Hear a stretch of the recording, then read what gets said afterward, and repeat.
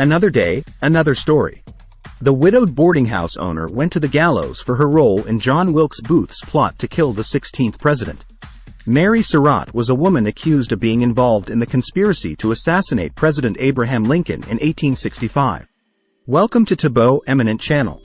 She was born in 1820 and was the owner of the boarding house in Washington, D.C., where John Wilkes Booth, the assassin of President Lincoln, and other conspirators, including her son John H. Surratt, met and planned the assassination.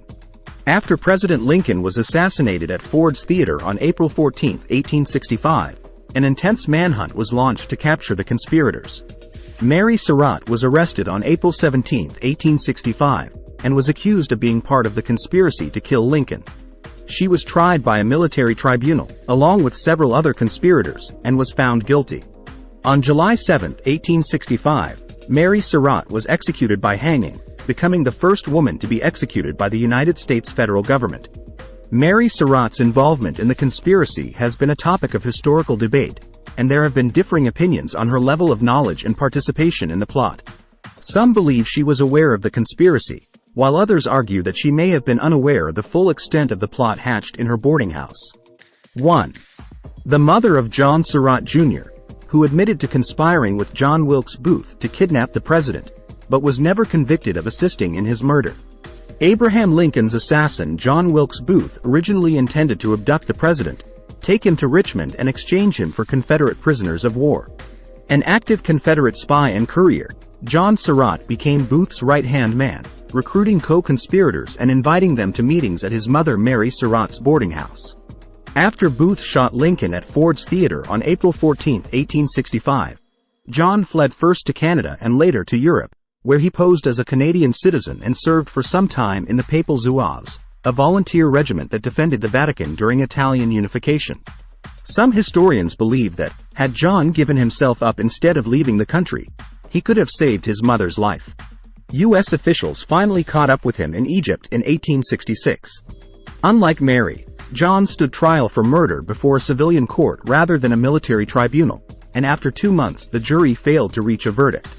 Released on bail, John lived a long life, becoming a Catholic schoolteacher, working for a steamship company and fathering 7 children after his 1872 marriage to Mary Victorine Hunter. He died in 1916 at the age of 72. 2. The mother of Anna Surratt, who frantically fought to spare Mary from the gallows. 22 years old at the time of Mary's conviction, Anna was desperate and alone. Her health was failing, her father was long dead, her house was mortgaged to pay her mother's lawyer, one brother was on the run, another was missing in action, and the eyes of an entire nation were transfixed on her family. After the guilty verdict, a tearful Anna stood on the White House lawn and pled unsuccessfully to see President Andrew Johnson, hoping she could convince him to have pity on her mother. Even after Mary's death, the Surratt family's involvement in Lincoln's assassination continued to haunt Anna, who later became a schoolteacher and married a chemist named William Tonry. In 1869, for example, in what many historians have interpreted as an act of revenge, an official fired her husband, a former Union soldier, from his position in the Surgeon General office. In an ironic twist, his laboratory happened to be located in the former Ford's Theater, which had been converted into government offices. Anna died in 1904 and was buried in an unmarked grave beside her mother. 3. A young widow and boarding house owner. After the death of her alcoholic, and, in some historians' view, abusive husband in 1862, Mary Surratt found herself in dire financial straits. The 39-year-old widow rented out her family's Maryland farm and tavern, moving with her children to a small townhouse she had inherited in Washington, D.C. Mary converted the building's upper floor into a boarding house and managed to eke out a modest living. While debate still rages over the role Mary and her boarding house played in Lincoln's demise, it is widely accepted that she hosted and possibly attended meetings about the conspiracy convened there by John Wilkes Booth and John Surratt. Mary herself denied any involvement during her trial. For President Andrew Johnson, the suspect's status as a landlady was incriminating enough. After refusing to commute her sentence on account of her gender and age, at the time, 42 was considered advanced, he reportedly, and famously, said, "She kept the nest that hatched the egg." 4.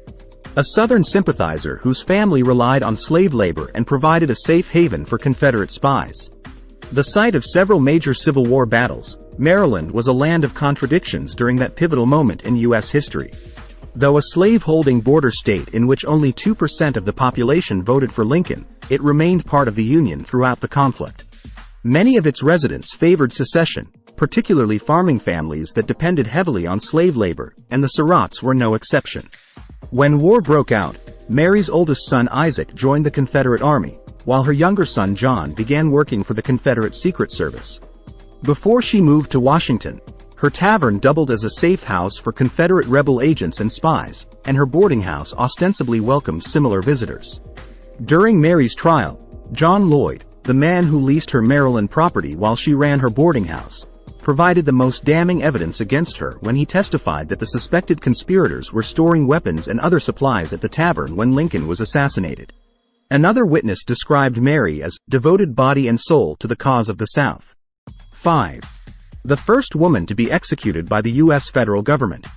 Mary Surratt's conviction and hanging ignited a nationwide debate over whether female criminals deserve special treatment in the eyes of the law. The press and public, which largely regarded her with disgust during the trial, seemed to recoil after the execution took place. Apparently, the widely distributed photograph of a hooded woman dangling from the gallows, distinguished from the 3 men put to death alongside her by her long black dress, proved too much for many Americans. Many people, including, reportedly, the hangman himself, expected President Johnson to commute the sentence to life imprisonment at the last minute, perhaps on the eve of the execution. Mary's case also called into question the practice of trying civilians before military commissions, which the U.S. Supreme Court ruled unconstitutional in the ex parte Milligan decision of April 1866, just in time for John Surratt to escape his mother's fate. 6. A distant cousin of F. Scott Fitzgerald. Mary Surratt was the first cousin once removed of Edward Fitzgerald, the Maryland-born father of F. Scott Fitzgerald, 1896-1940. Her husband John had been the second cousin of the famous writer's namesake, Francis Scott Key, 1779-1843, who penned the lyrics of the American national anthem and whose grandfather was the brother of Edward's great-great-grandfather. Shadows of conspiracy. In the bustling streets of 1860s Washington, D.C., amidst the political tension of the Civil War, Mary Surratt ran a modest boarding house, a sanctuary for lost souls seeking refuge from the chaos of the outside world. Unbeknownst to her, within the walls of her unassuming home, a sinister conspiracy unfolded that would change the course of American history. Mary, a widow and mother, was a woman of quiet strength. Her life revolved around her boarding house and her family, particularly her son, John, who was deeply entrenched in the Confederate cause. Little did she know that her son's allegiances would entangle her in a web of conspiracy. As whispers of rebellion grew louder, John Wilkes Booth, a charismatic actor with a dangerous agenda, found solace within Mary's boarding house. Drawn to his charm, John confided in him, unaware of the sinister plot he was hatching. Meanwhile, Mary, perceptive and intuitive, sensed that something nefarious was afoot but remained blissfully ignorant of the magnitude of the conspiracy. The night of April 14, 1865, changed everything. President Abraham Lincoln was assassinated at Ford's Theater by Booth, sending shockwaves throughout the nation. In the aftermath, the authorities swiftly arrested Mary, accusing her of being part of the conspiracy. In her prison cell, Mary grappled with the harsh reality of her situation. She clung to her faith and memories of happier times, reminiscing about the laughter that once filled her boarding house. As the trial unfolded, she became a pawn in a larger political game, with the truth becoming increasingly elusive. Through Mary's eyes, the story delves into the complexity of loyalty, betrayal, and the blurred lines between innocence and guilt. It explores the sacrifice of an ordinary woman caught in extraordinary circumstances, highlighting the resilience of the human spirit in the face of injustice. Shadows of Conspiracy is a tale of historical intrigue, weaving together the personal and political, shedding light on the enigmatic figure of Mary Surratt and the shadows of conspiracy that haunted her until the end. In the aftermath of Lincoln's assassination, the nation reeled, seeking justice for the fallen president.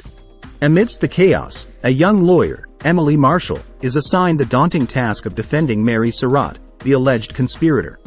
Emily, haunted by her own losses in the war, takes on the case with fervor, determined to find the truth. As Emily delves into Mary's life, she uncovers a tale of desperation and deception.